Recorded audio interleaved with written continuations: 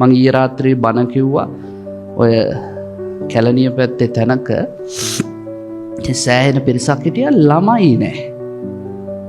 මං ඒ පාර බණ පටන් අරන් ටික වෙලාවකින් ඇහුවා මේ ගමට මොකක් හරි න්‍යෂ්ටික ප්‍රහාරයක් හරි වැදුනද කියලා. පාර මිනිස්සු උඩබිම බලනවා. ඊට පස්සේ මගෙන් ඇහුවා එක්කෙනෙක් ඇහි කියලා. මං කිව්වා නෑ මේ වඳ ගමක් නේ. ළමයි නෑනේ මෙතන 15ට අඩු එකෙක්වත් නෑ. මං කිව්වා එහෙනම් මං දැන් බණ කියන්න ආපු මාතෘකාව වෙනස් කරලා මං අද බණ කියන්නේ පුත්ත සූත්‍රයෙන් කිව්වා. මොකද බුදුහාඳුර කියලා තියෙනවා මේ ලෝකේ පුත්තු වර්ග 3යි. පළවෙනි කෙනා අතිජාත පුතා, දෙවෙනි කෙනා සහජාත පුතා, තුන්වෙනි කෙනා අවජාත පුතා. ඔය අපි අවජාත කියලා කියන්නේ තාත්තා නැති ළමයින්ටනේ. හැබැයි මතක තියාගන්න බුදුහාමුදුරුවෝ අවජාතකයා කිව්වේ තාත්තා නැති අයට නෙමෙයි. තාත්තා ඉඳලත් තාත්තට පුතාව හදාගන්න බැරි උන්ට. ඒ නිසා ඔය තාත්තා නැති වුණා කියලා මේ මිනිස්සුන්ට අපහාස කරන්න යන්න එපා. කොහොමද ඒක වෙන්නේ? මහණෙනි මේ ලෝකේ අම්මෙකුයි තාත්තෙකුයි ඉන්නවා දෙන්නටම තිසරණේ නැහැ, පන්සිල් නැහැ, සිල්වත්කම නැහැ, ගුණවත්කම නැහැ, මුකුත් නැහැ සත්තු වගේ. සත්තු අඩේ මේ යනවා, මත්පැන් බොනවා, කුණුහරුප කියනවා, ගහ ගන්නවා, ගැටුම් ඇති කරගන්න සත්තු වගේ.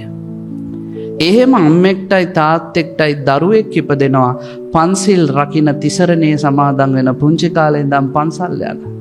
බුදුහාඳුරෝ කියනවා අතිජාත පුත්‍රයා.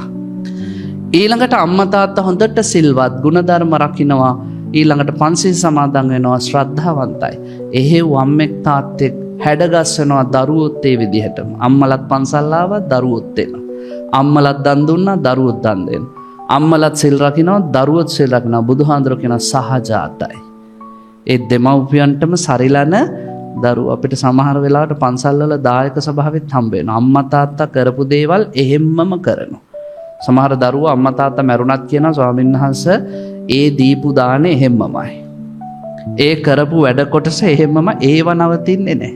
හැබැයි සමහර දරුවෝ කියන ඒගොල්ලෝ දුන්නට අපි දෙන්නේ නැහැ. අනේ පිටු ඉවරයි. අපි එතනින් එහාට පින්කම් කරන්නේ නැහැ. ඔන්න.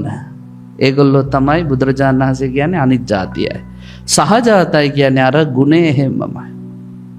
අවජාත කිව්වේ අම්මා තාත්තට සීලය තියෙනවා, ගුණය තියෙනවා, ශ්‍රද්ධාව තියෙනවා, පන්සිල් රකින්නවා, තිසරණේ තියෙනවා.